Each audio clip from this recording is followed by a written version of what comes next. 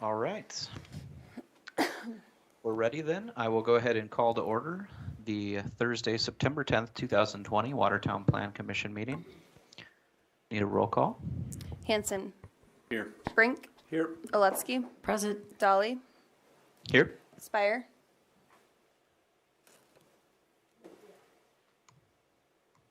Maybe. Spire.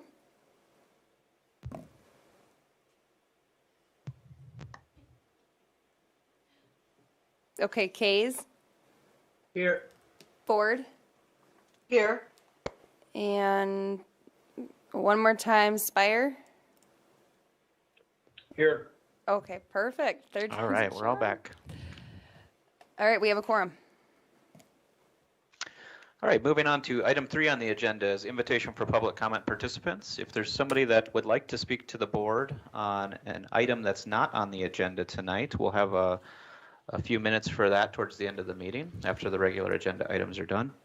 I believe there's a sign-up sheet in the room. Otherwise, hold on the line after the regular agenda.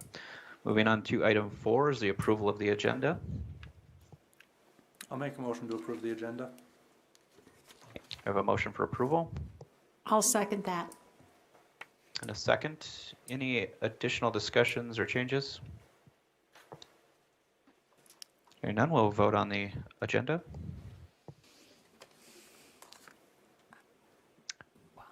Brandy, I think we'll need a roll call on that. Brink. Yes. Oletzky. Yes. Hanson. Yes. Dolly. Yes? Spire. Yes. Kays. Yes. Ford. Yes. All right, agenda's approved. Moving on to item 5 on the agenda is the approval of the minutes from the August 20th, 2020 meeting. And then that I am actually, so there's a change to those, and I was trying to weigh out but the agenda itself is fine.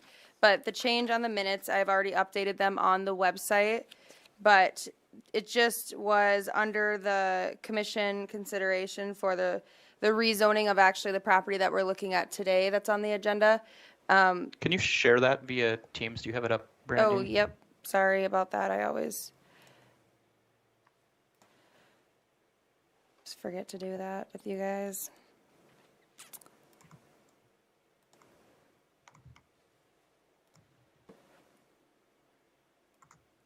Okay.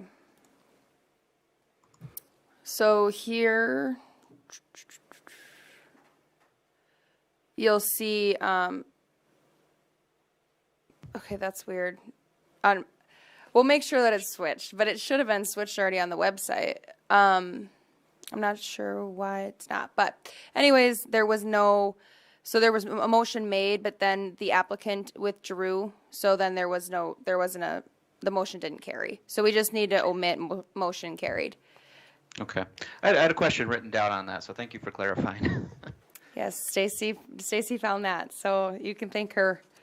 We got that cleaned up. Thank you, Stacy. You're welcome. Any additional changes that anybody noticed? Are we good with that?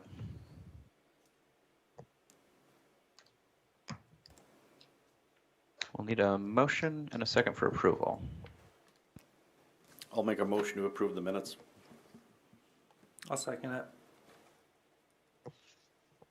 All right, we'll take a vote on that. Hanson. Yes. Brink. Yes. Oletzky. Yes. Spire. Yes. Dolly.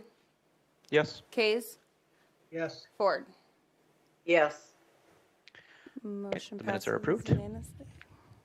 Moving on to item 6A on the agenda, we've got resolution 2020-45. Yes, thank you, Blake. So this is commission consideration of resolution number 2020-45, amending the zoning map of the city of Watertown for a portion of property located at 700 14th Avenue Southeast from I-1 Light Industrial District to C3 Highway Commercial District. And this is the application that we had last meeting that was withdrawn because during discussion then it was requested or the board felt that including the entire property that the applicant owns should be included in the rezone request. And so then this is going from I-1 to C3. It's approximately 2.33 acres. And then after, if the zoning is approved, then, and obviously that'll be heard by council twice, and then we would work with the applicant on the public infrastructure improvements to the street and then getting the property platted. And then he would come back for a subsequent conditional use from the Board of Adjustment.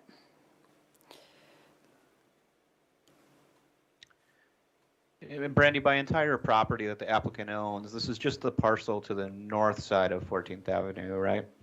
Correct.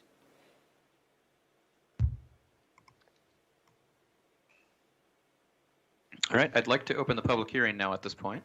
If anybody's here to speak on behalf or against.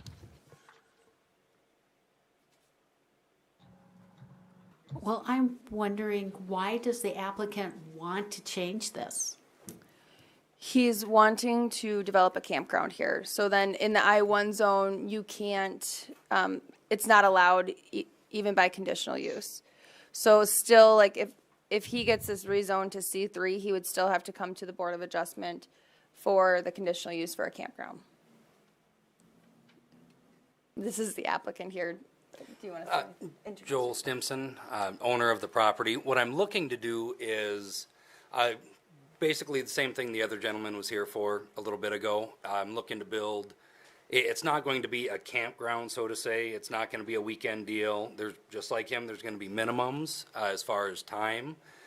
What I'm going to be aiming for is the snowbirds and the construction workers. As far as that goes, there's just not a lot that I can do with the land, with it being in the flood zone and stuff like that. And to be specific to keep us pointed in the right direction, what we're acting on. So this would be just rezoning the land to C3 highway commercial. So to think about, I mean, really any of the permitted uses or the conditional uses that could be utilized, then knowing upfront though that his plan is for a campground. But sometimes that's unknown. It's just looking at the land to make sure that it fits the district and any of the uses. Is this where them other two sheds are at, or that other big shed on the same location? Or am I thinking a different lot? Well, I own the lot to the south, which is where my two buildings are and my repair shop and my house is. Okay. I know at the previous meeting, there was a lot of discussion about spot zoning and the land use plan. So we do have this area identified as a kind of mixed use between the existing industrial and commercial.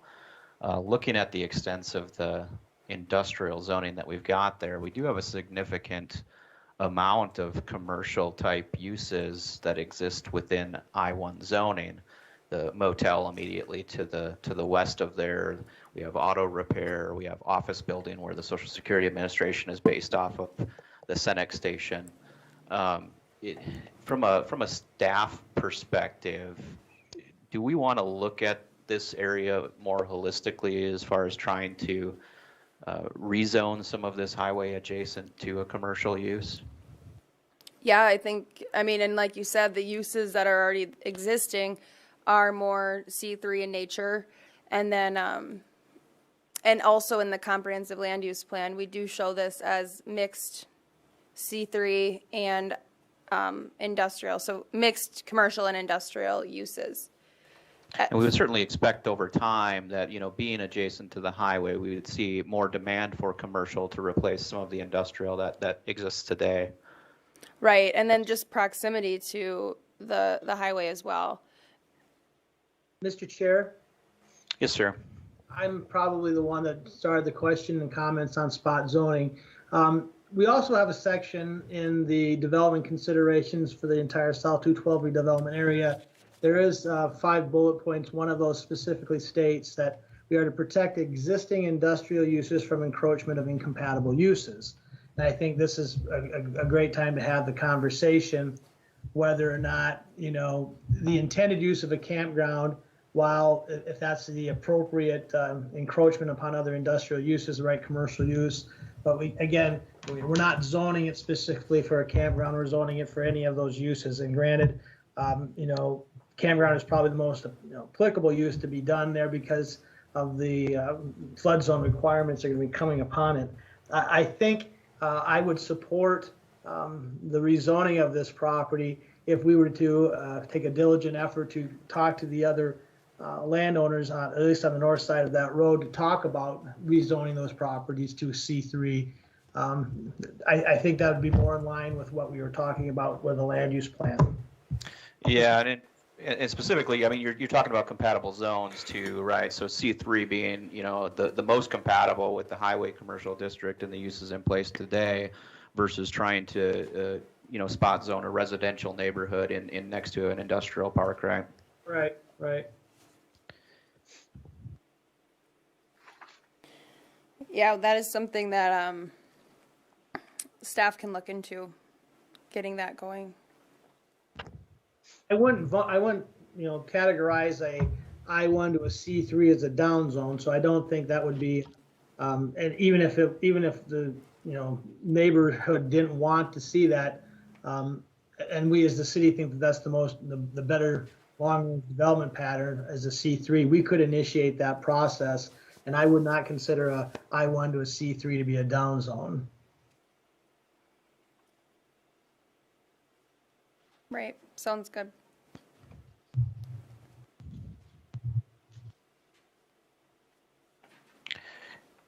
Any additional comments from the public while we have the public hearing open?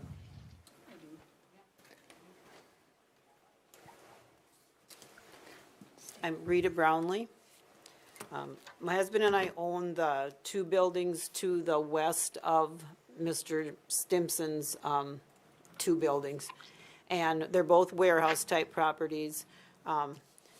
And our feelings on this, if he would proceed with a campground, is that, that it's not really an area that you would want someone personally living in or, for any amount of time.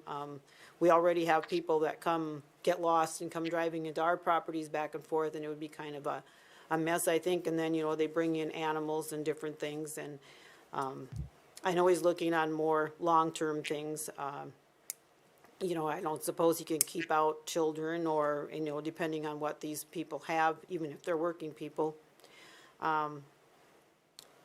I wouldn't have any opposition to, a business coming in there or something on that type of thing. Like, we already have the transmission shop across the street, and Century just recently moved in on the corner up there. I just feel that a campground doesn't fit into that area.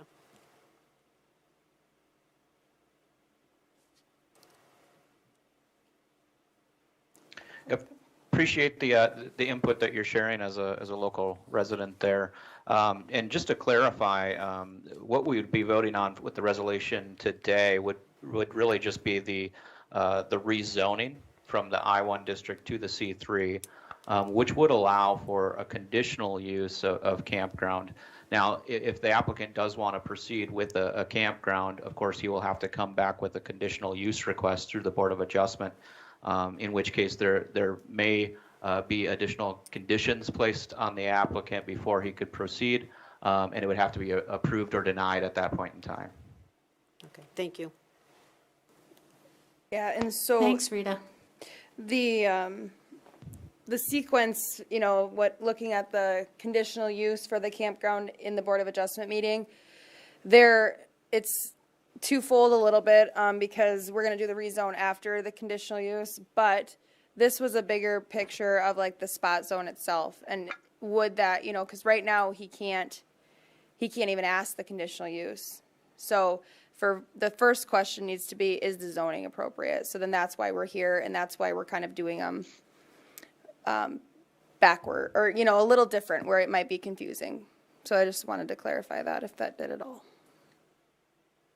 Thank you, Brandy.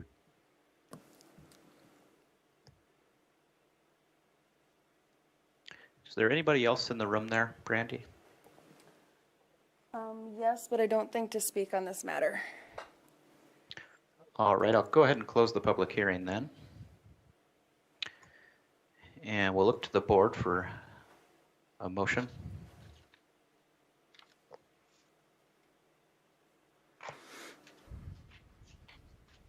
I'll make a motion to approve the request with a waiver of right to protest any future utility or sidewalk improvements, street improvements, et cetera.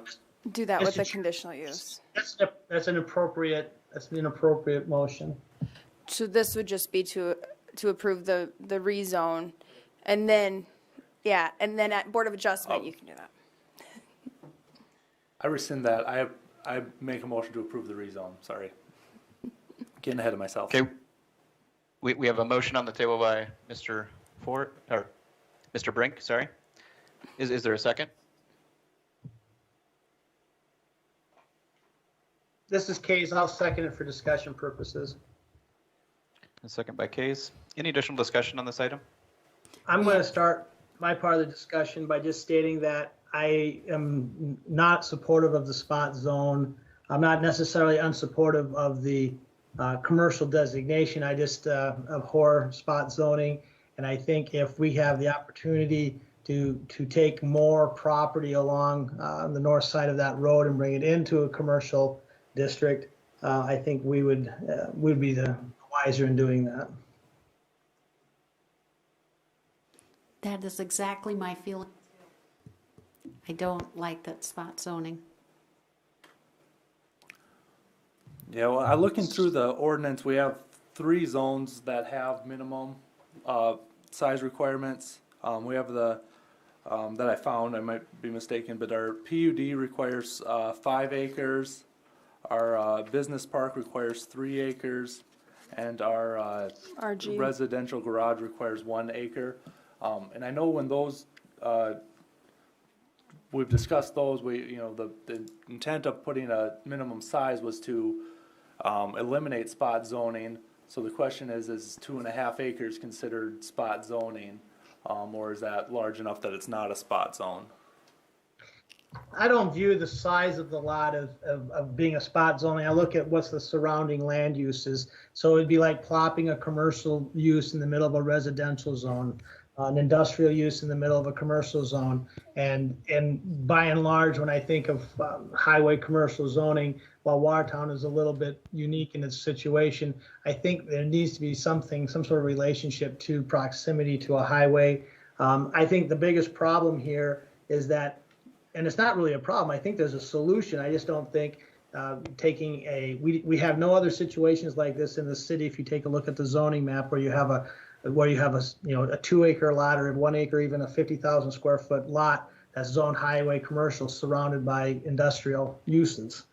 I think it's inconsistent with the policy and the specific policy in the land use plan. And I think if we were to, again, take the broader approach and look at taking in more land for C3 zoning to be more consistent with our mixed use development concept in the land use plan, I think that's the more solid approach. And that's just where I'm at with it.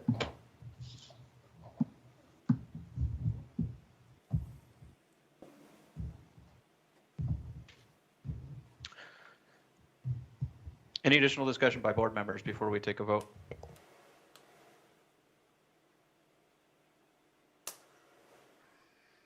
All right, Brandy, let's go ahead and proceed with the roll call.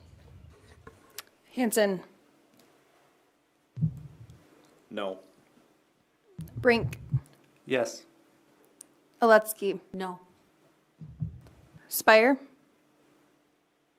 Yes. Dolly, Yes. Kays, No, Ford. No. So that is 5 noes and 3 yeses. Motion fails. So this can go on to city council, but it would not be recommended by the plan commission. So then they would need a superseding vote to approve it. And then, but that will be the applicant can withdraw it or choose to move it forward. And as I think was mentioned by the board a number of times here, if we can look at a larger area in relation to this, it's probably something that the board would consider. And the board could initiate that action, Brandy, and save the applicant a wait time if he is refused at the city council.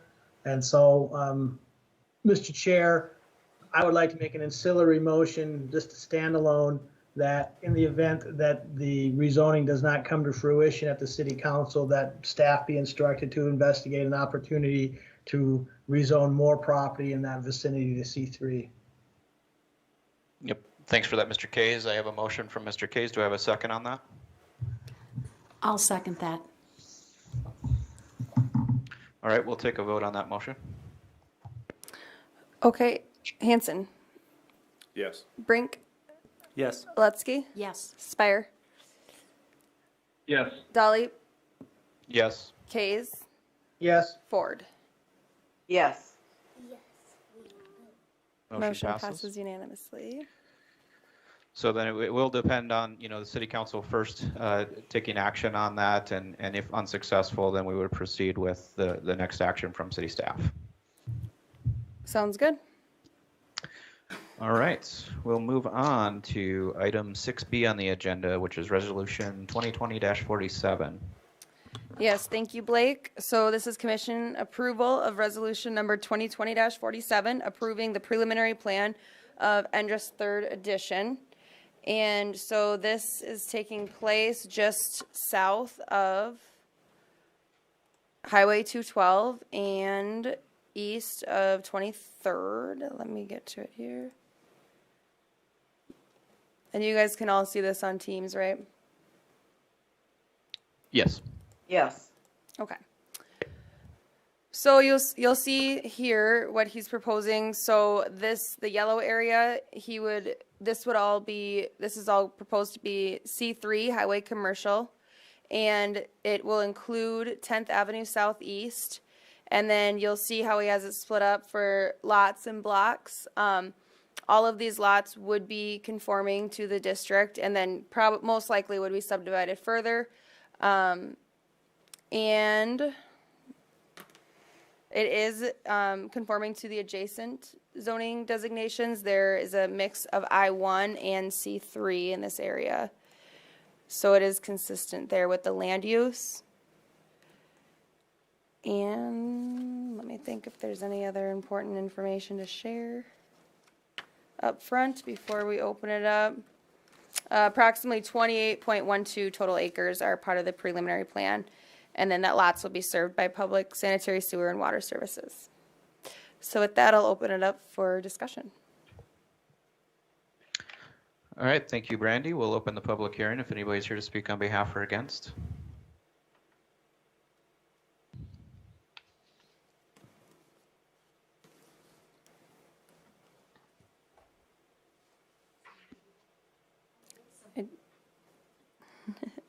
I don't believe that there is anybody. Okay. Brandy, the site plan that you have there, is it the next page? I think it shows the street layout, street cross section. Yes. It looks like there's sidewalks called out on both sides of this. So I'm assuming then that the applicant is going to meet the street boulevard design standards, install sidewalk, curb and gutter. That's all to design specifications. Yes, and so that is per the engineering design standards, and they have submitted construction plans that are conforming to that.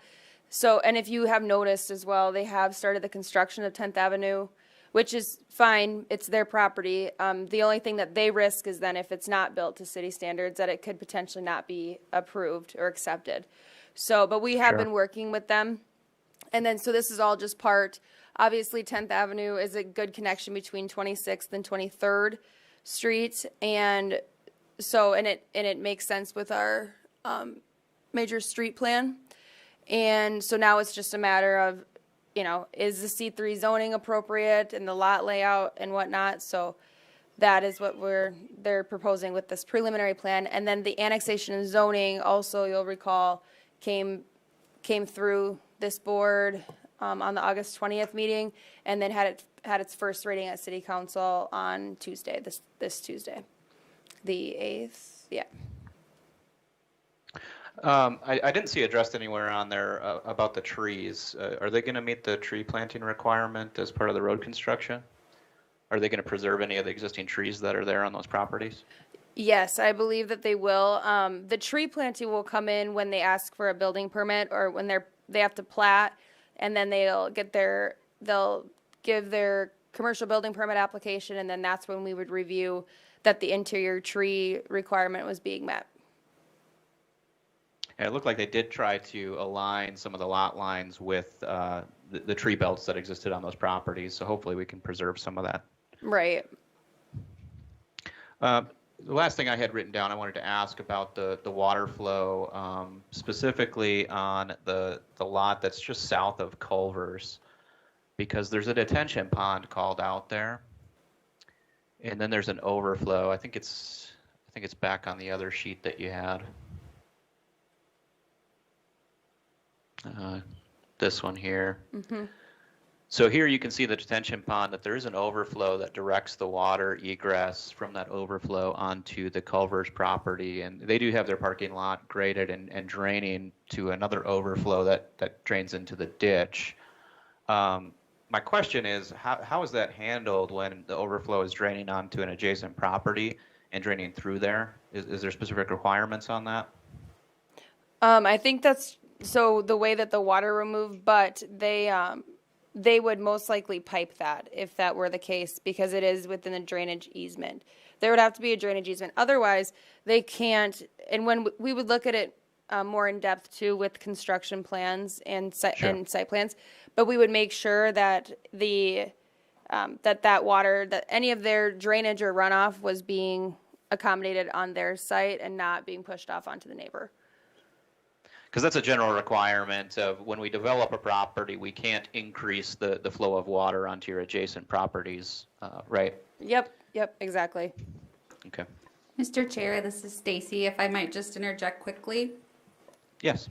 Typically, the historic flows for drainage cannot be increased. So we will be looking at that hopefully we'll see a comprehensive drainage plan for the entire site that will take into account the impervious surface and that. But yes, I agree, it will typically be piped, and there is that requirement of not being able to increase those historic flows. Yep. The post-developed rate cannot exceed the pre-developed rate of what the runoff was, so. Thank you for clarifying. You're welcome. We do have the public hearing open if anybody's here to speak on behalf or against.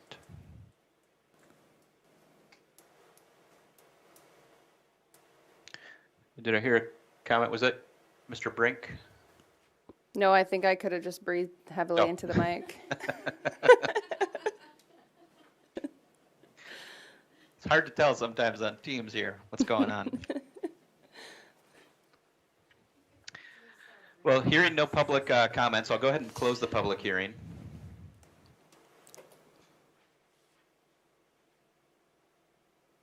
I would like to make a motion to approve. We have a motion to approve by Oletsky.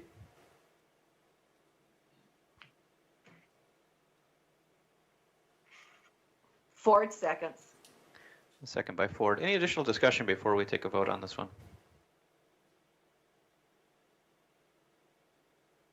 All right, we'll move into a roll call vote.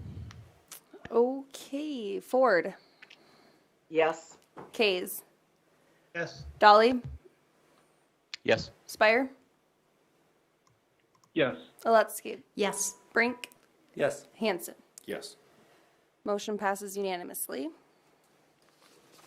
All right, with that, that resolution is approved. And we will move on to item 6C on the agenda, 2020-37. Yes, so this is commission consideration of resolution number 2020-37, a zoning text amendment to chapter 2406, subdivision procedure of the revised ordinances of the city of Watertown. And then there is just a slight amendment to this resolution. Again, with Stacy's review, she did catch a good part here. But I think first I'll give you an overview. We've discussed this amendment for a long time now, kind of in sections.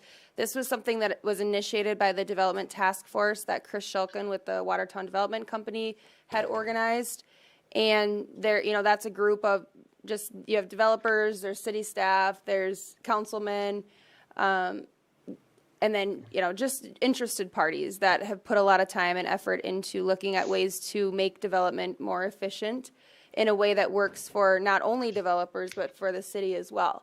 And so this, I believe, is a strong a benefit to our development process and has been looked at diligently with that group, and then also just with city staff, making sure that we're not missing anything, because that's also important to make sure that we're still getting everything that we need, that is required for state and federal mandates, and then also just following our post-construction stormwater manuals and our erosion sediment controls, engineering design standards, all of that, so it's all related to each other. So the biggest, in a nutshell, the biggest part or the biggest amendment to this ordinance is that now the Plan Commission, instead of seeing the preliminary plan, will bring the concept plan. And the thought behind that is that it's less of the technical engineering stuff that is covered, especially now that we have engineering design standards. And it lets you guys get eyes on it sooner in the process. So if there are large things that need to be changed, you can give comment on the layouts, and then they're not so far into it where it's already technical, like the technical engineering is already done, and it feels like it's pretty set in stone. So this is a little more interactive for the Plan Commission to be able to look at the things that are necessary, but in a little more of a broader scope, where it's not getting into the technical parts, where that's what the staff will look into then, following the guidelines that Plan Commission recommends to City Council and that are approved in our ordinance. And so then just the thing that's actually going to change for the resolution that's in the packet, on 240604, approval of concept plan, it will say, so right now it says after the design review team, or after the public works director or their assigned designee and design review team have reviewed the concept plan, it shall be submitted to the Plan Commission for approval. What it had in there right now is for informational purposes, which is what it used to be. Basically, it just didn't get changed. So we used to say that for the concept plan, and then the preliminary plan came for approval. So then now the concept plan will come to you guys for approval, and then once that's done, then the rest will be handled administratively. And then, if there's rezones that have to be done because of a concept plan, that will still come forward. Everything, all the platting, the development agreements, they'll all still come forward. But it just, I think, is a better place for Plan Commission input, where you're not feeling like you're painted into a corner when somebody presents a preliminary plan with all everything kind of already designed. So with that, I'll open it up for questions. All right, thank you, Brandy. We'll go ahead and open the public hearing on this one as well. If there's anybody to speak on behalf or against.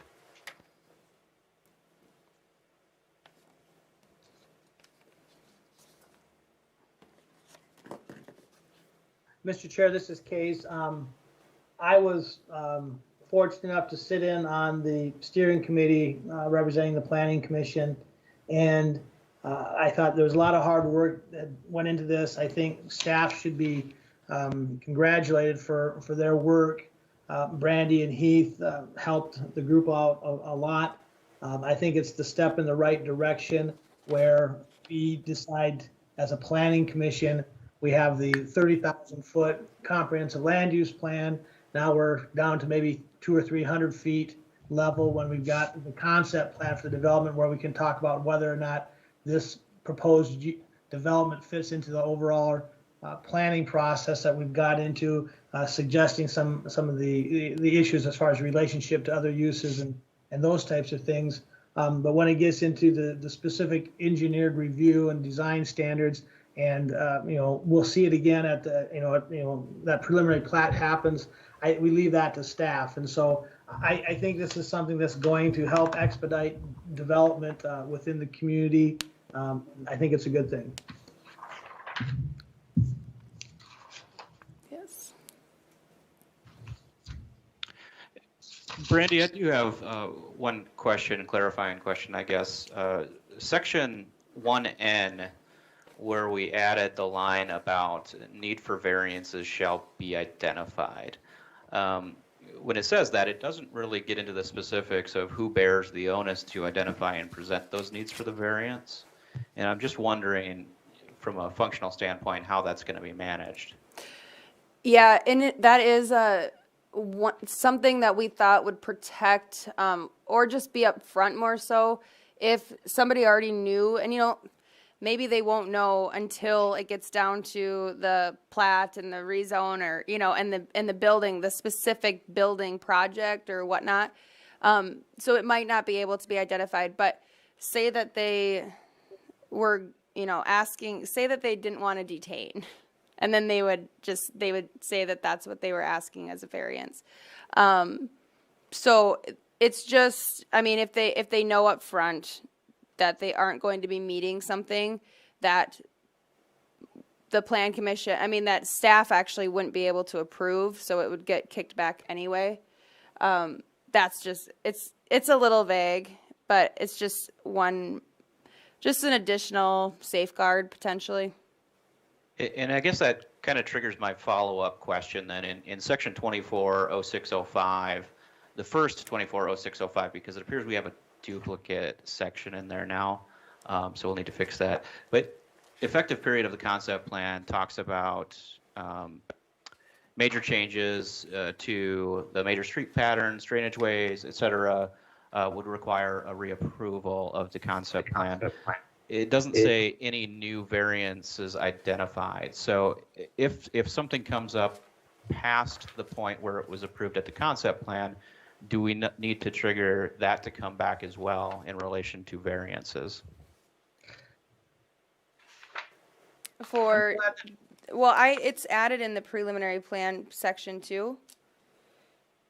It does. It says need for variances shall be identified in section 1G, but it doesn't really specify if it would go back to the plan commission or if that's something that would be approved by the administration official as part of the preliminary plan approval. Right. So actually it should already be, if it's already, that should just be in the concept plan. And then really there shouldn't, they should meet all of the requirements, otherwise it can't be administratively approved. So they would have to make sure that everything was good at that point. So yeah, I actually, and I added that just through just some discussion, but I think that makes more sense to strike that out of the prelim plan phase. If we strike that, and then under the effective period of the concept plan, including under the major changes, any additional variances that were not previously identified during the approval of the concept plan, I think that clears all that up. Let's go back to this concept of variances. I hadn't thought about this until you started talking about this, Blake. If we're going to identify needed variances, why are we approving concept plans or preliminary plans that need a variance? Right. And in I guess essence, when we're talking variances here, or at least my concept of it was that we're talking about variances from design standards, right, and not necessarily an individual property variance like you'd see at the Board of Adjustment. Yeah, and that is true too. So say that they were proposing a smaller street section than our engineering design standards, then that would be.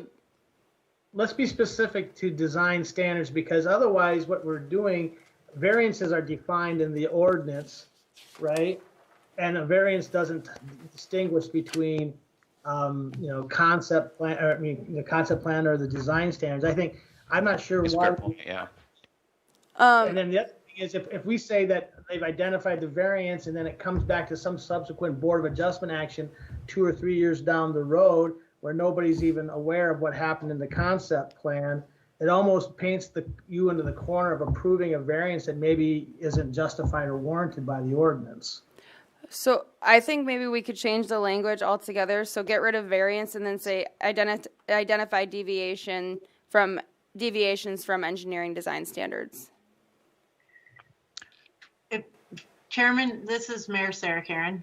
Yes, Madam Mayor. Say something. Yep. Part of this is for variances to the zoning ordinance requirements for minimum lot size and that sort of thing. I mean, you don't just think of variances in terms of building setback and all that. There's our language in the Title 24 on variances has been weak, and variances have been not disclosed. And I don't think need is the correct word. I think request for variances or and proposed variances disclosed is really what you're getting at. When you say the word need, there's really no need when you're talking about the preliminary stages of a subdivision.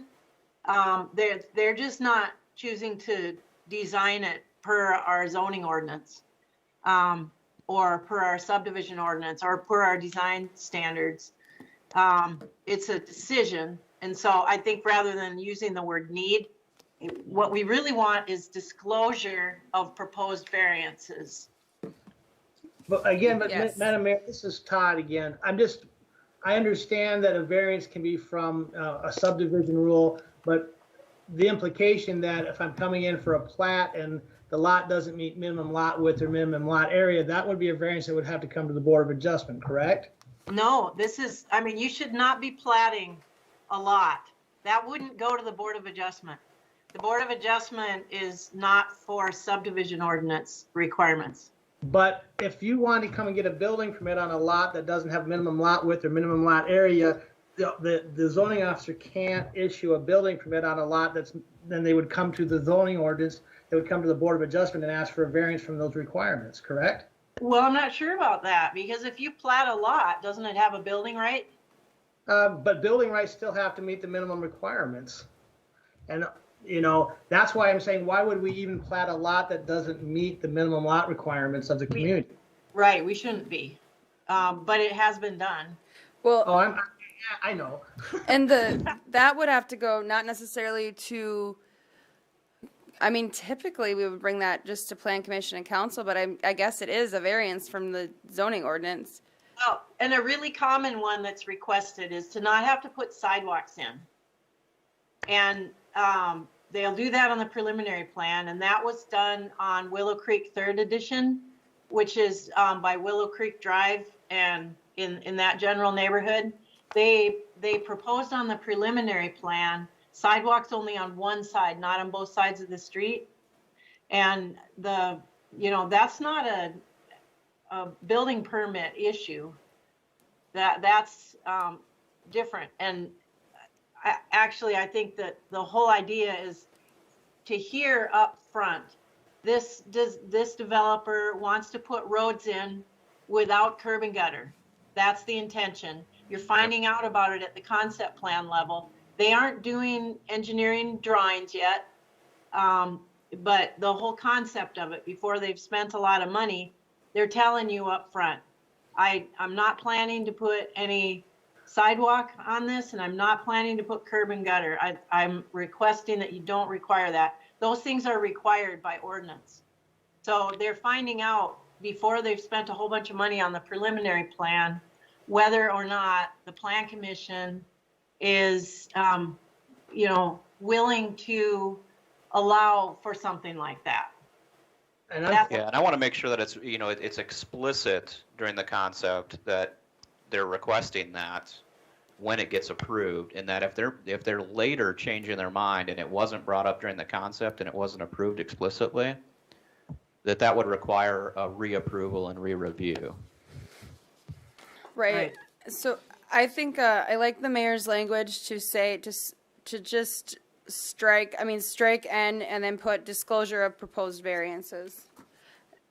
Does that cover it? I like that better. I'm still not certain variance is the proper term, because you have to look at how variances are defined in the ordinance. Well, And, they're not defined in Title 24 at all, but I well, mean, I know they're defined in 21. yeah, so then it's a modification or relief from provisions of this ordinance as applied to a specific piece of property, but not limited to a private investor-owned utility, cooperatively owned utility, or a public or municipal utility. So, Right, so- I mean, the variance, though, that is what we're at, like, that's what we want to know. I know, but when you say variance, and again, it gets back to this point of platting a property that doesn't meet minimum lot width and lot area. Because in the end, what you're doing is, as the mayor says, is you're inviting somebody to come in on a subsequent building permit later to get a building permit, and I don't know how you as a zoning official can issue it. And so if we're saying that we want to have variances on the front end, know what they are, I don't think it's about variances that need to be, that are going to be end up tied to your building code or the building No. requirements through 21. Right. And so whether if you want to say variance, but write variance to what section of the ordinance that you're talking about. So if it's, is it specific to 24 or, It could those kind other- of be any of them. And I think to leave it more open is okay. And I don't think that saying it in this section, because this is titled or chapter 24/06. So this is just the process or procedure. So I think that then when they would come for a building permit and then they wanted more variances, then it's more so getting back into Title 21 where we're in Title 24 right now of just the subdivision.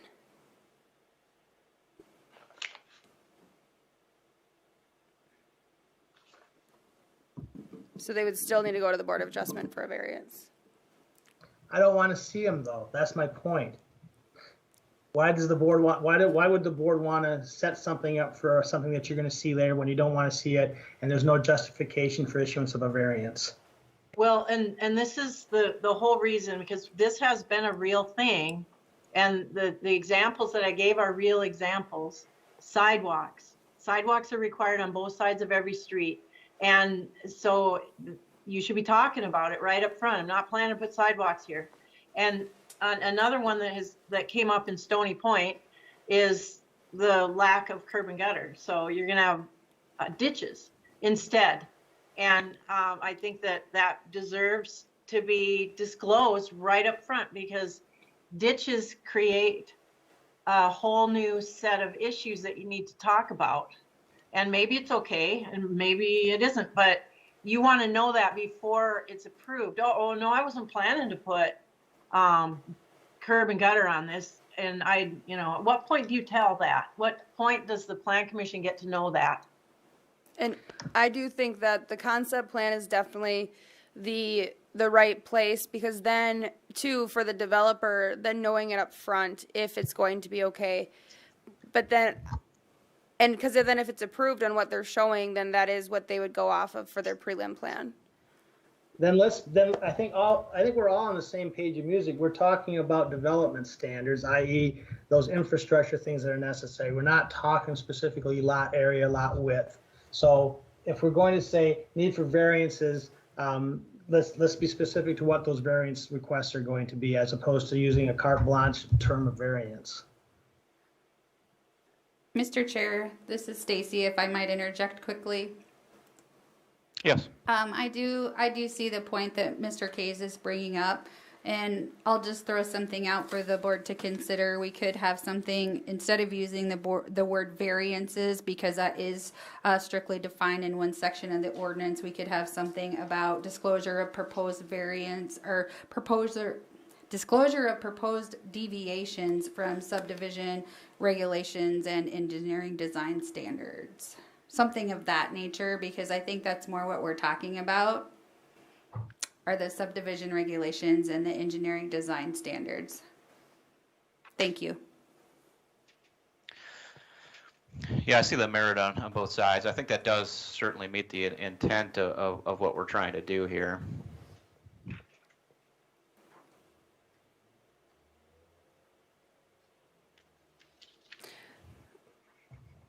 And maybe even to say, just because we don't want to be too explicit on which, subdivision ordinance or engineering design standards, maybe we just say disclosure of deviation from design standards. You know, because I don't want to limit it like or deviation from ordinance requirements.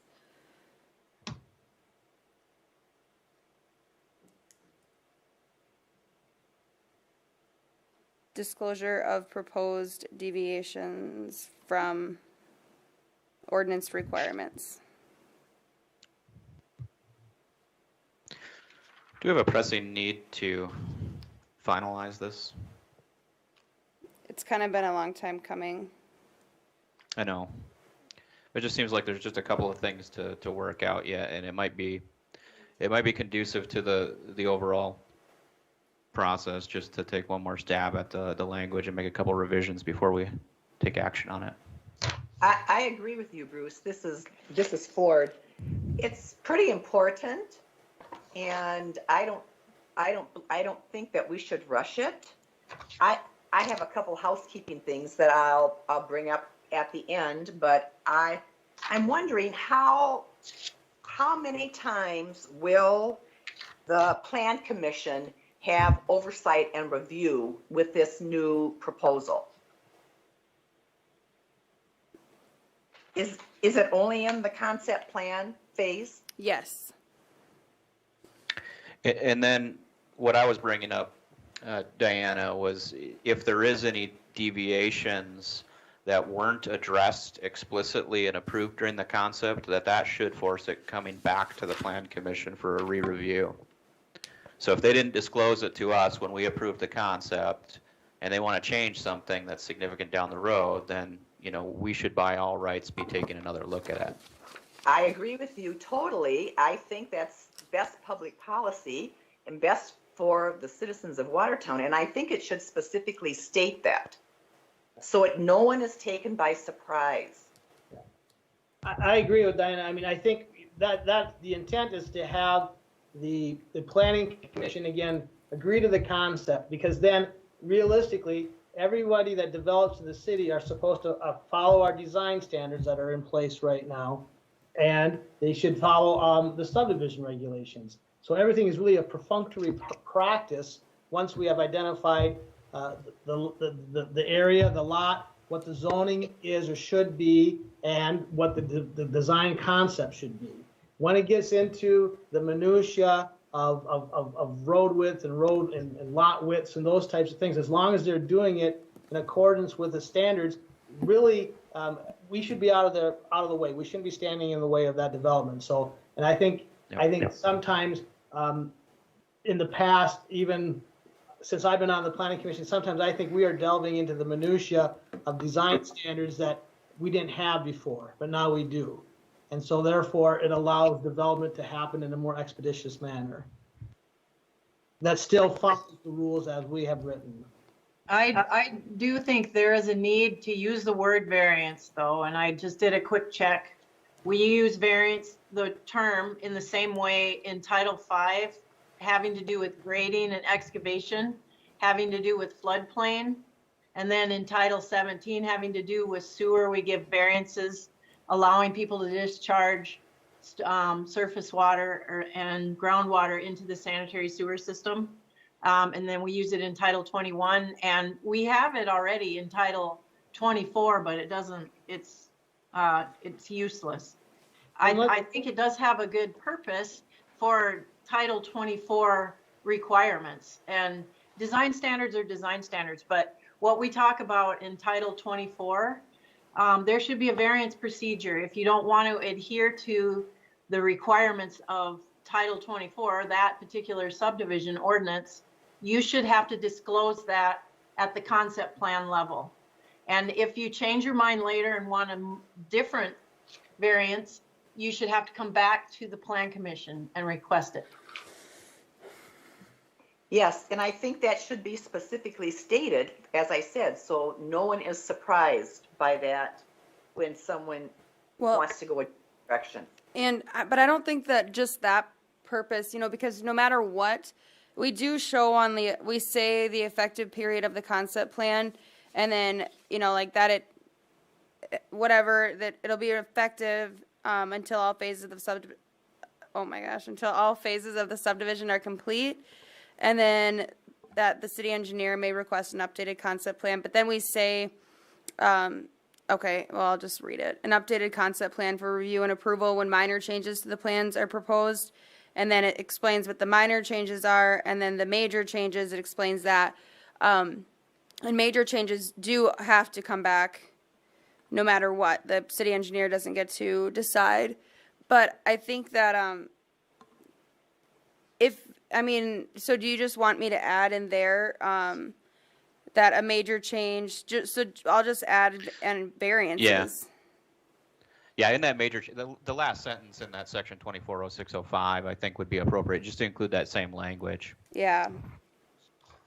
And any variances, proposed variances. 240902 already says that request for variance must be submitted to the Plan Commission and or City Council under the procedures set forth in the Watertown ordinances. So I mean, reading that, where variances to the subdivision should be coming to us right now under the current rules. Which section is that, Jeff? 240902. Okay, so that's the catch-all one there. So, so that is, it's already taken care of. And that's nice that it has the language of variances. But then we can just so it's not missed, we could just Yeah, I don't put think it it. hurts anything to include it in the effectivity period of the concept plan, since we're already talking about things, major changes that cause it to go back. Just including variances there doesn't. So we'll include that language under 240605 to add the major change is a proposed variance, or the request for variance. I think we should just use the same language that's already in the ordinance. And then for under 240603 and then N, I think that we put request for variances, disclosure of proposed variances.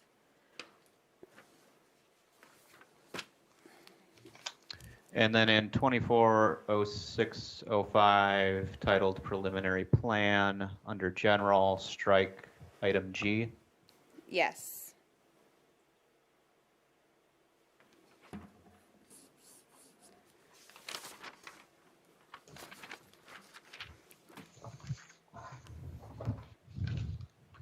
So the changes that we have made on this resolution are to 240603N. That'll now say disclosure of proposed variances.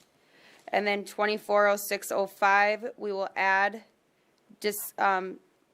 disclosure of proposed variances.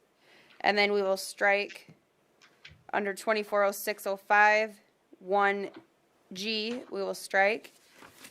And then that other minor change about the, to strike the informational purposes under 240604, we'll strike the informational purposes and change that to for approval. Okay. And then for your reference, 240605, effective period of concept plan was added. So that should change the heading number for every section past that, but it doesn't appear that way in the resolution. Okay, yes. So right now we have two 240605s. Yes, good catch. Thank you. Diana, you said you had a couple housekeeping items. Was that in relation to this here? Right. Yeah, I love definitions. First of all, is in 240603, is the office of the administrative official now Stacy?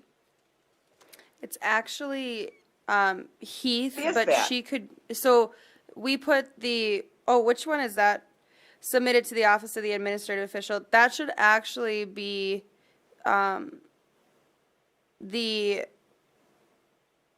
we should almost say to the City yes. engineer or designee?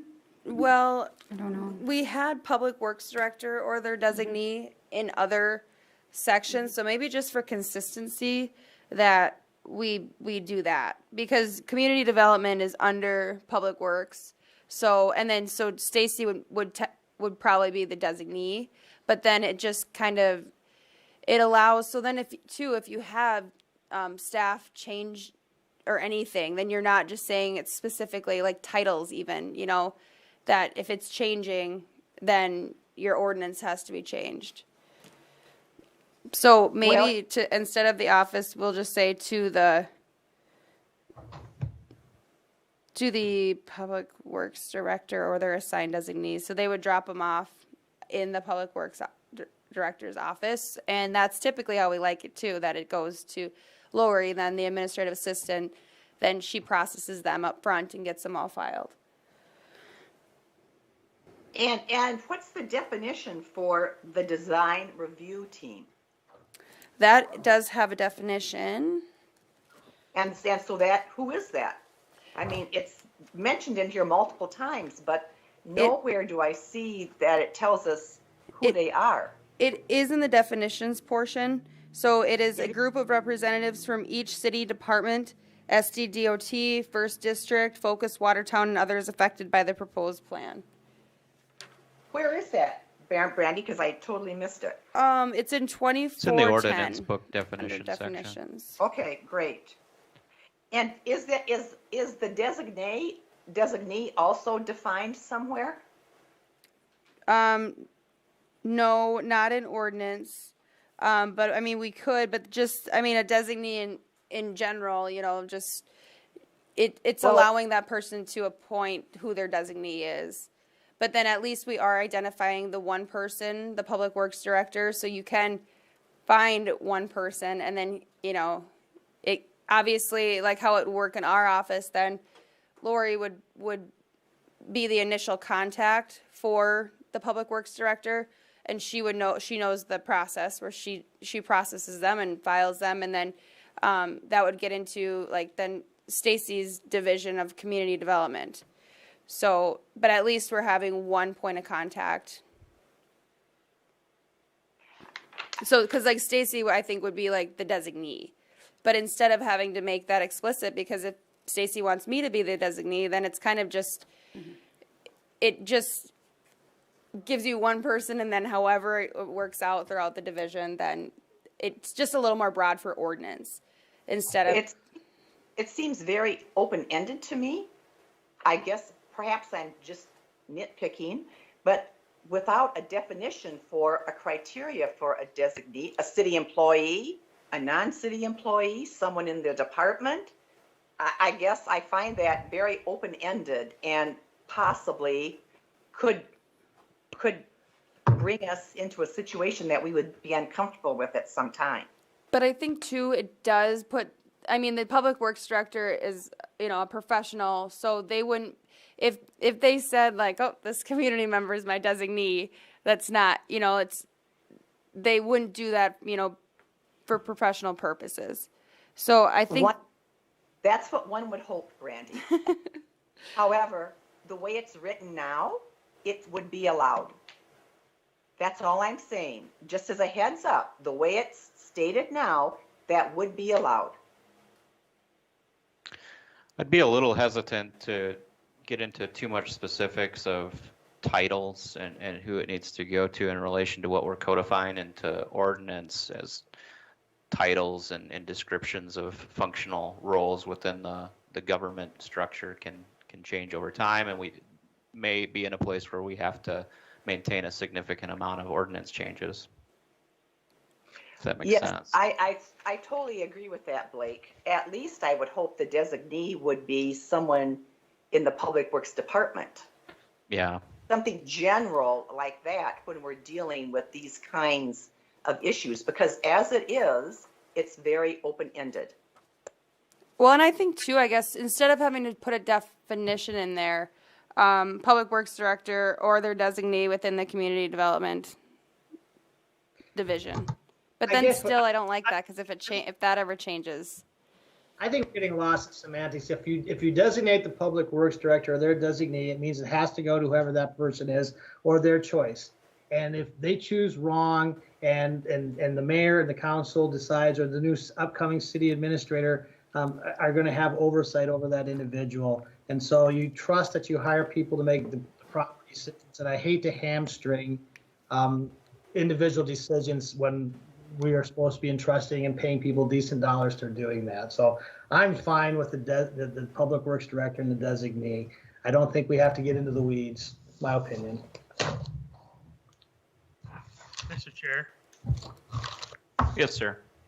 I'll just a comment generally. That is language that's used generally in other sections. I can't pinpoint anything at the moment, but I know just there's something regarding the fire department, I believe, that says fire chief or designee. And so just off the top of my head, I know we use that type of language in other areas, so it's consistent with that. Thank you, Mr. Roby. Those were all my housekeeping things, Blake. Thanks. Okay. Thank you, Diana. Anybody else have input to share? This is Mayor Sarah Karen again. Sorry to be nitpicking. I'm nitpicking too. But I have run into issues in the past and things that are stated in other places in our ordinance, which, for instance, we talk about the lowest recommended floor elevations should be 2 feet above the normal groundwater elevation. And this is a section of code that comes in the construction plan stage. And by that time, we're beyond where we need to be for some developments. And I was thinking we should move it up into the preliminary plan stage. It gets lost often, and then we have houses that are built below the groundwater table, and we have a bunch of groundwater that gets pumped to the surface where it annoys people by creating slime in the gutter and a constant wetness in the ditches. And it's groundwater. It should stay in the ground, and we should be building lowest floors 2 feet above it. And we want to get that out there early on. I think that should be in the preliminary plan section.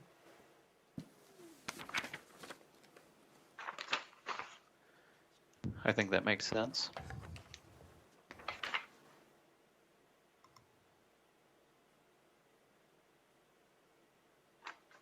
Mayor, and I know too that, and I meant to grab that email, because all of the concerns that you had sent to me, I had thought about them, and I'm glad that you're bringing them up. And I was wondering, okay, so since we have that, which section is that in? That's in the construction plan section. Okay. Let me see if I can find that.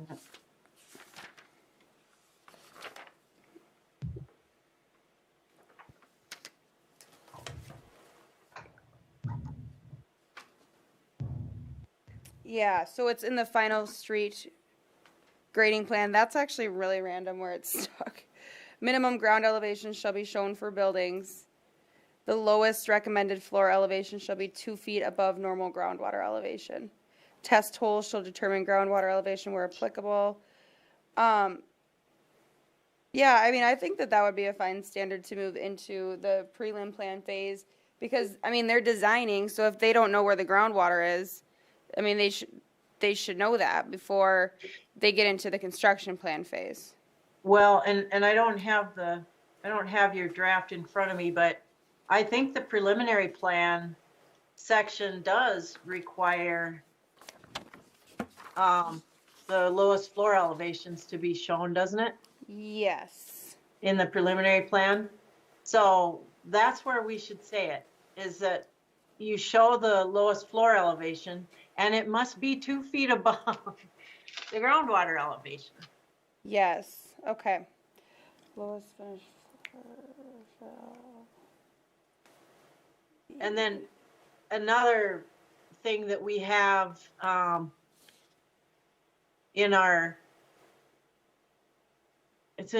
currently in section 24.0519, which you are not modifying here. Right. And that's the floodplain thing. Yeah. About elevations. Yes. Must be shown on a plat. So is that something we want? If we want it, we should put it in the plat section. If we don't want it, then we should maybe not have it. Is that a flood, is that a FEMA requirement?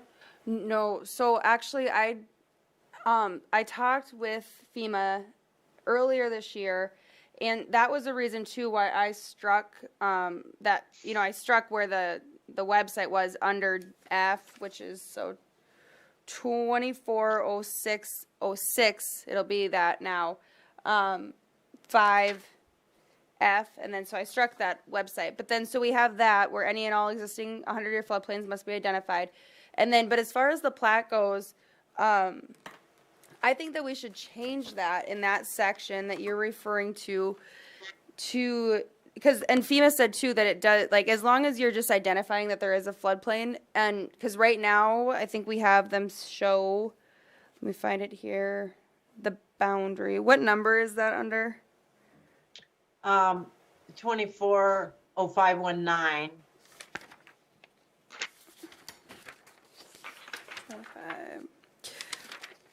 I think that the preliminary plan, we should show where the floodplain is. Yes. I don't know that you want to show it on the plat. And, okay, yes, so that was one that, so when I looked at Title 24 altogether, and then we just decided to focus on Chapter 2406, but that is something that I did have changed. So I can, and so that'll be a separate ordinance amendment, but I can get that going, and then we can kind of discuss that further too. But do you think that, is there anything from that section that you want in, other than the ground elevation, that you want in the 2406? I think we should, and maybe we say it in our BMP manual, I'm not sure, but I think we should talk about floodplain when we're talking about preliminary planning. I think they should show floodplains. I guess we do. Okay, I see it here. Any and all existing floodplains must be identified. And then Okay. I think that adding in about the groundwater, that groundwater comment, that it should be the lowest finished floor for buildings shall be 2 feet above the groundwater elevation. So kind of taking that language out of the construction plan phase that was, or that was there, and then, well, and actually it's still there. Okay, I'll say that maybe let's table this and we'll get this cleaned up. And then, I think we were there anyway. and then we can work through staff and with the mayor's comments too, and make sure that it's tidied up that way. I promise we have vetted this, but this is what the public process is about. So it's nice to get more eyes on it, and I appreciate all the input. Yep. We want to make sure that we get this cleaned up, because I don't want to listen to whoever has to try to make the motion. I'll request that we make a motion to table this from the board too. But Brandy, if you could, I know you're taking notes there. I've got some stuff written down, but you've collated that to send that out to everybody here. If there's any additional comments, then to make sure that we get those into staff prior to our next review of this. Yes, that will be good. Thank you, everyone. So we will need a motion though from the board. I'll make a motion to table this item. I'll I think second. proper motion. I think we need to postpone to a specific time, right? Yep, thank you. To the September 24th? So from a staff perspective, is the next meeting sufficient to review this again? Well, are we going to review, or are we going to have a public hearing on it? Just a work session? Well, this was a public hearing today. 2, 3, 4, 5, 6, 7, 8, 9, 10. So I could still send a public notice out again for the 24th meeting, but I would like to, and what I'll do, I will expedite getting these changes fixed and making sure that we have everything figured out as far as the drainage goes and the floodplain, and then I'll send it out so you guys can be assured as well. It would be on the agenda too, so you would have that week prior, but I think that I just think it would be good. I really do want to push to try to get this in place, just because when people are looking forward in designing and for next year, I think it'll be important, so we're not like in this weird limbo of, it's a good time to get it. Motion to postpone to the first regular scheduled meeting in October, just in case you run out of time, Brandy. Okay. We have a motion to postpone. Do we have a second? Ford seconds. We'll go ahead and take a vote on that. Okay, Hanson, Yes. Brink, Yes. Aletsky, Yes. Spire, Yes. Dolly, Yes. Kays, Yes. Ford. Yes. All right. We'll see that back here at that meeting. October 8th, I believe. I'll just clarify that. October 8th. Yep. All right, Sounds thank good. you, Brandy. Yep, thank you. And we'll move on to the next agenda item, 6D, Resolution 2020-48. Okay, so what I feel that this one is more of a housekeeping item. It was a application that we had at the August 20th Board of Adjustment, and they were asking for basically a caretaker's residence in the C3 Highway Commercial District, and that wasn't a tool in the toolbox, so this is proposing to add that as a conditional use because we do allow for contractor shops. So you might get the same want that the light industrial district has. And I feel that if we allow it as a conditional use in the light industrial, the I-1 zone, that we should at least allow it as an option in the C3. And then we're able to regulate between, it's just, because it's defined differently. So then instead of saying that apartments are okay when the intent is for a caretaker's residence, it opens it up for somebody else in the future to come and then potentially build apartments. And then are apartments appropriate or is a caretaker's residence appropriate? So this is just adding it to the ordinance so it's an option. All right, and we do have a public hearing on this, so I'll open the public hearing. Is there anybody to speak on behalf or against this resolution? Nobody is here. Anybody on the phone or on Teams today? Brandy, I'll just point out that we should renumber 17 through 20. Kind of the same thing happened. We now have two 17s. Okay, good catch. Sorry about that. Everybody's paying really good attention, so that's a great thing.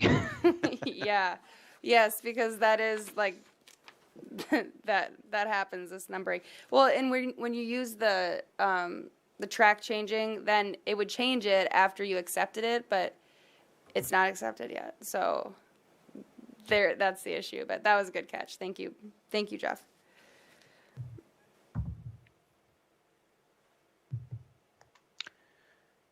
I don't see anybody to speak on the public hearing, so I'll go ahead and close the public hearing. So don't forget to do so here. Board discussion on this topic.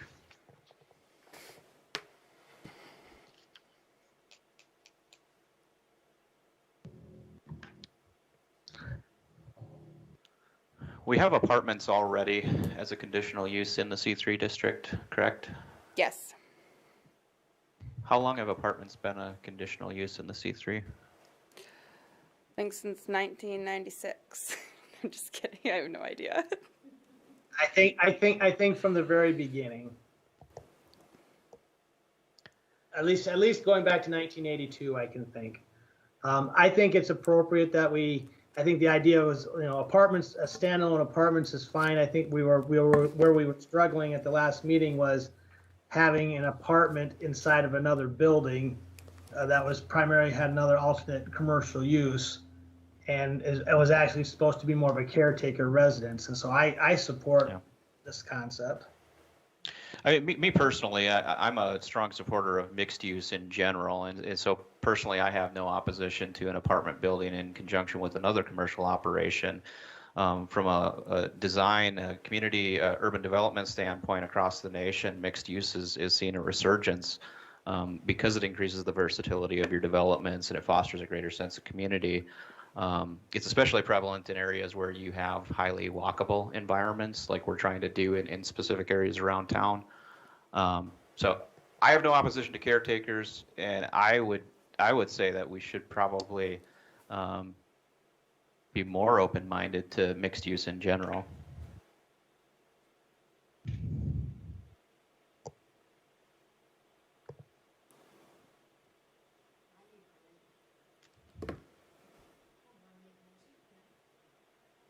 I'll make a motion to approve. I have a motion. Do we have a second? I'll second. Any additional discussion before we take a vote? All right, go ahead with a roll call. Hanson, Yes. Brink, Yes. Aletsky, Yes. Spire, Yes. Dolly, Yes. Kays, Yes. Ford. Yes. Motion carries unanimously.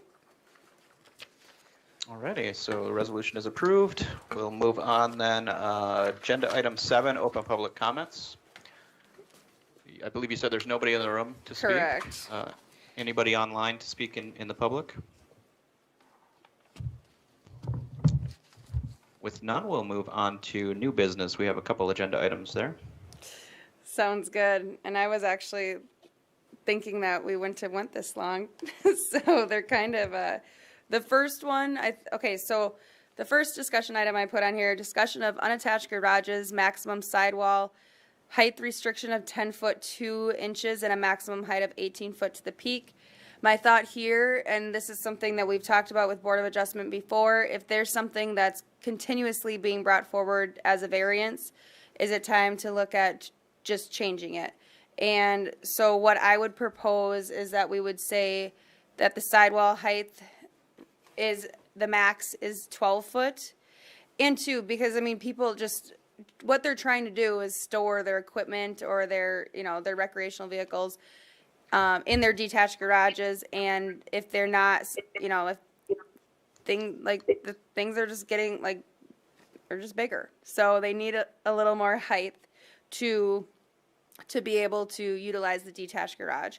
So then with that proposal, like a 12 foot sidewall height and then an overall maximum height, I think of 22 feet, just so there's a little bit of wiggle room for pitches. What do we have on the detached garage zone for the wall height? That's the 10 foot 2. Would we also be changing that on the residential, and then on the garage zoning also?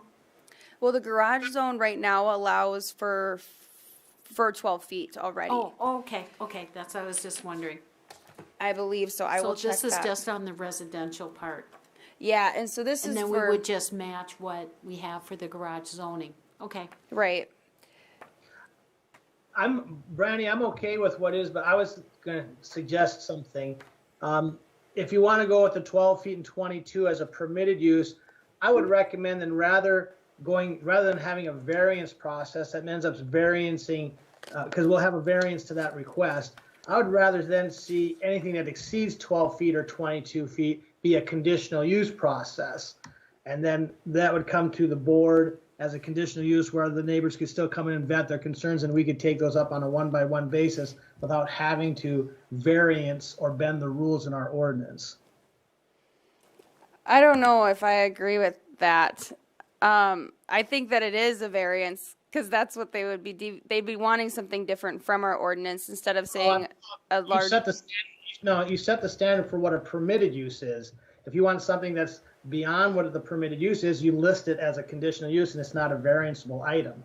Yeah, but then you have to put it in all the districts, all the residential districts.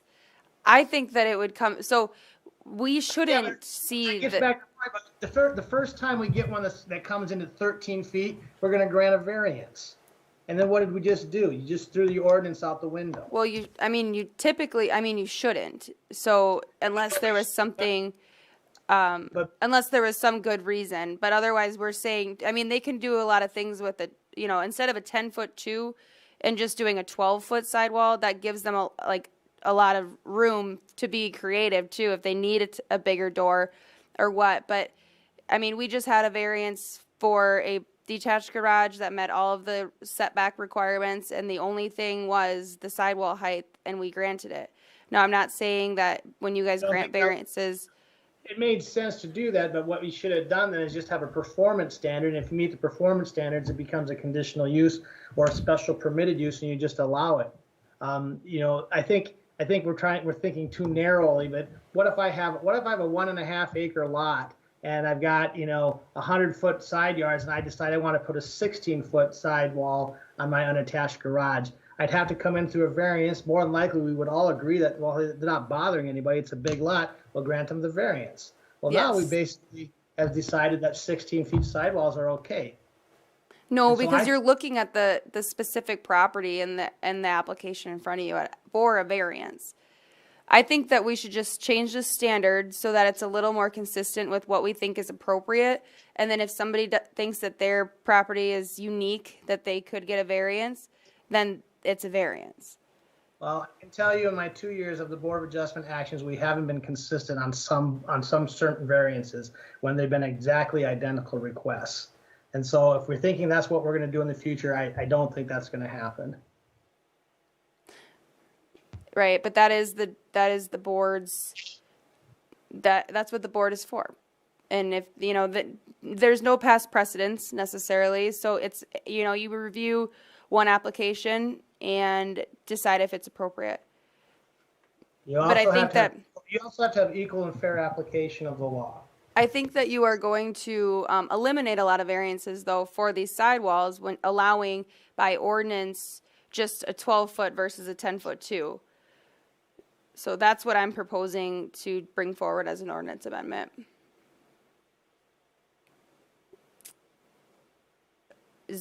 I guess if we get kind of a consensus on what the board, if the board is on board with that, or if you think it should go to this conditional use situation.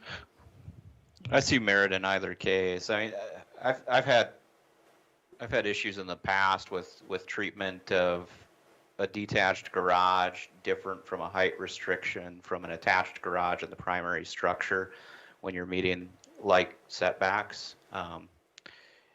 It seems a little counterintuitive, and particularly when there's different conditions by lot. Now, I'm not sure that you can truly make the case in that example that Todd, you provided of a significantly larger setback, of saying that it's a, there's some variance requirement there.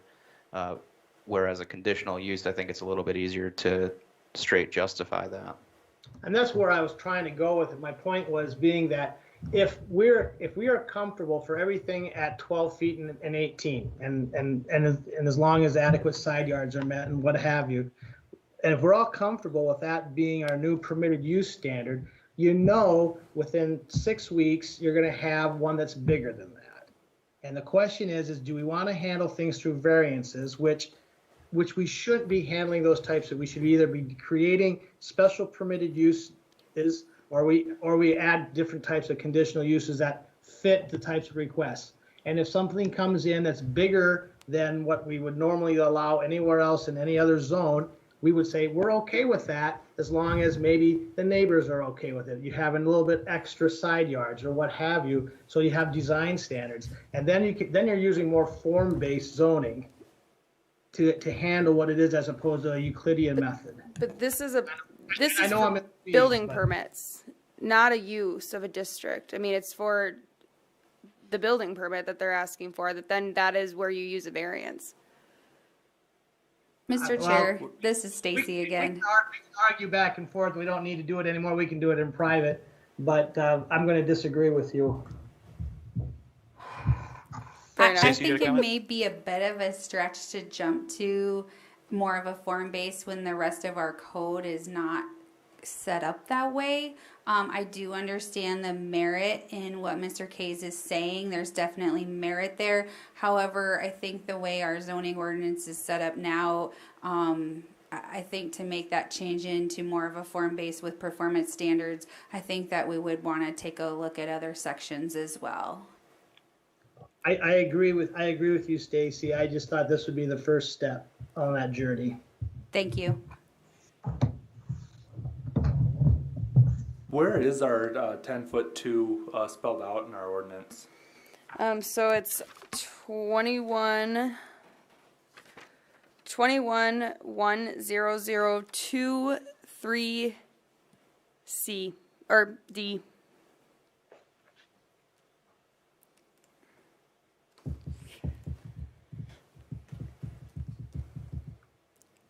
Will you say that one more time? I'll pull it up. But it's 21-10022 no 3D.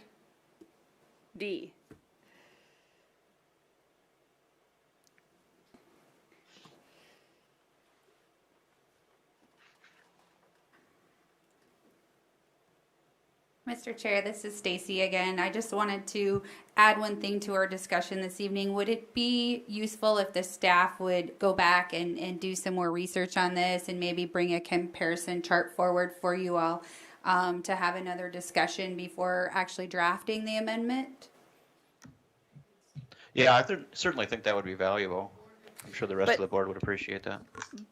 But it really is, I mean, I don't know how exactly, it is just one portion. I mean, I'll highlight it here. So it's literally just saying that instead, so right now we say an unattached garage shall be limited to a maximum sidewall height of 10 feet 2 inches, a maximum height of 18 feet. So it's basically just saying, are you comfortable with doing a 12-foot and 22?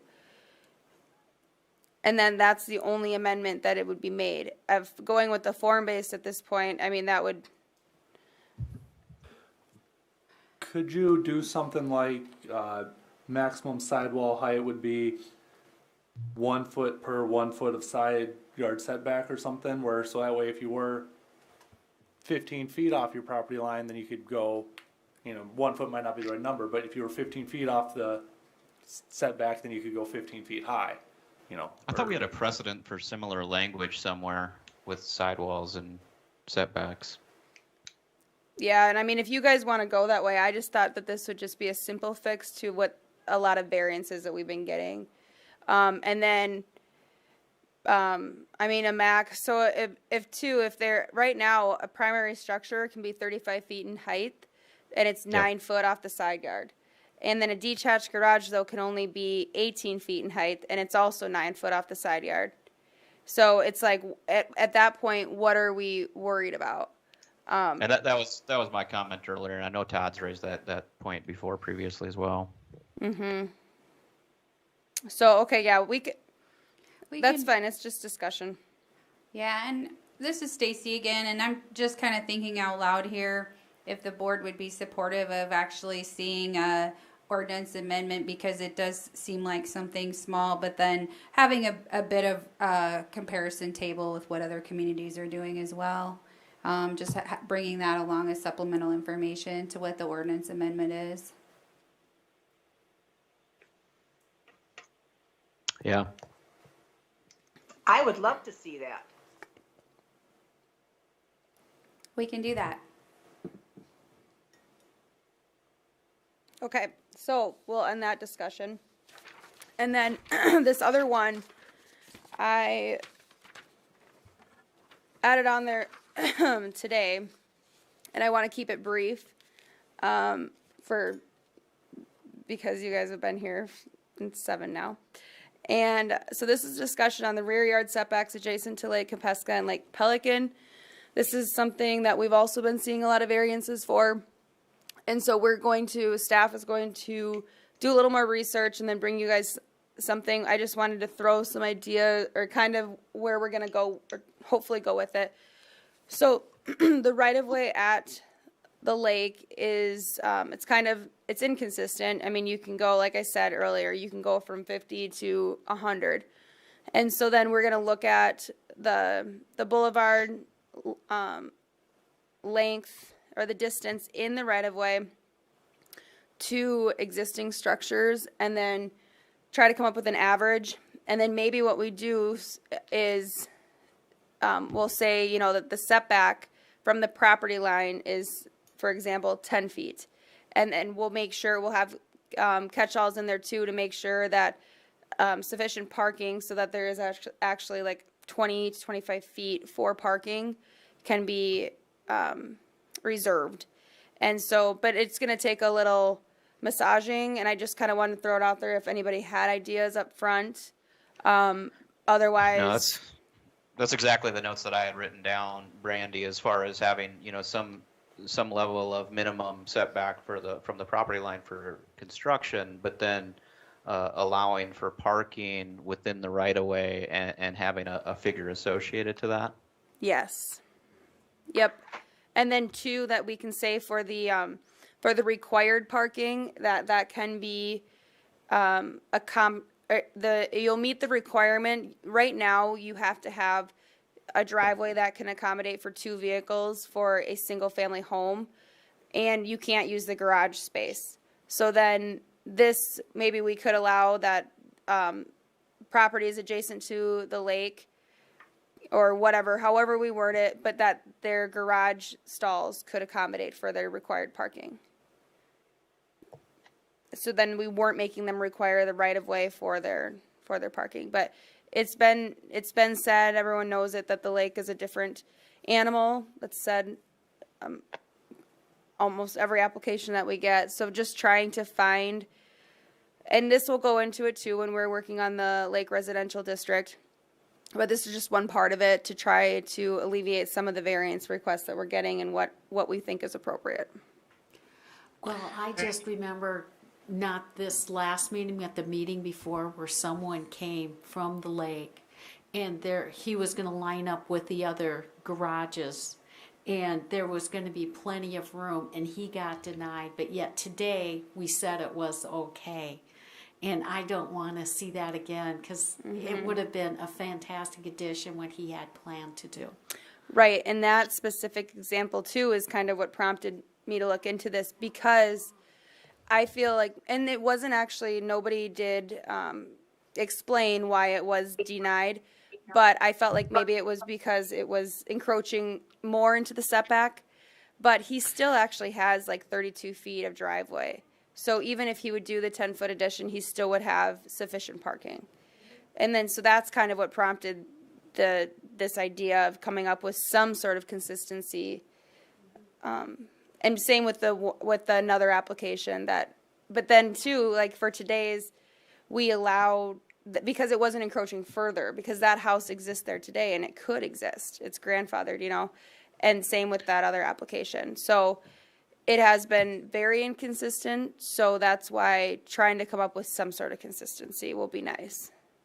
Randy, would you think about, I agreed with everything you said so far, maybe the easiest way of doing it to start with until you actually get an R1 Lake Development District created would be to create some sort of an overlay district at the R1 at the lake that would just have a parking requirement or something, but that way you're still leaving your R1 intact until we can vet that process out. Yes. Yeah, I do like that. That'll be a good way to try to it's kind of like we're just going to be adding these little bits and pieces until we can get the full-on district. And maybe it'll just create itself then. And and some of that analysis could be based upon existing right-of-way width and those types of things, and also looking at the proximity of existing structures and similar structures in those areas. Right. Yeah, and specific to that example that we're talking about from a couple weeks ago, there was a couple factors there. It was further encroaching into the right-of-way. The other factor was it was much shorter, 6.8 feet off the property line at one corner of the property, even though they had substantial amount of space in the right-of-way before the edge of the drive. And so that's why I think this has to come in two factors, right? We need to determine what that minimum offset is from the rear property line for the buildable area. So how close can they get to build to the property line? But then, do we consider the entire driveway length up to the edge of the road in the ability to park? Yeah. And I think that at the lake we have to. We do have to. And so I think we got to address both of those things. And that's, those are the things that keep coming up over and over with these lake properties. Right. Yeah, and then because you get, I mean, there's no consistency. I mean, it's all over the board. So then to try to create some sort of consistency too, so then when you guys are asked, when people come forward with the variance, you have that base that makes sense to everybody, and trying to create, get that from what's existing and then try to create consistency going forward. And we should make this, at least as much data driven as possible. So I know it would be work on the staff side to get the figures to come up with those averages, but the more work that can be put into gathering the data and make this a more factual basis of decision, the better. Yes. Right, because it doesn't need to be the entire lake, because there are portions of the lake where this is not an issue. Right. I think we need to focus on those areas where we've been seeing the larger number of requests. It wouldn't be a hard thing to just create a GIS model, and you could do, don't want to get in the weeds, but some Python scripts, you could do a quick analysis, and we can figure out, what the running averages in those different areas are. Right. Yeah, and I thought about reaching out to our good friends at First District, maybe on some tips. I'm sure Ryan likes those kinds of projects. Good deal. Mr. Chair, this is Stacy. I just want to add quickly that I just commend Brandy for bringing this item forward and working on trying to solve some of these issues to have a more consistent standard. Thank you. You're welcome. Yeah, absolutely. Yep. Thank you. We appreciate her work. Thank you. Thanks. Always. All right. Sounds good. So we'll look into that, do the research, and then bring something forward at a later date. All right. And we'll move on to item 9, any old business? No, I don't have any. Any reason for executive session? Nope. All right, then the last item is adjournment. So I think we're done for the evening. I appreciate everybody sticking around. It was a long one. Yes. You did great. Thank you, everyone. Thank you, Blake. Thanks. Thank you.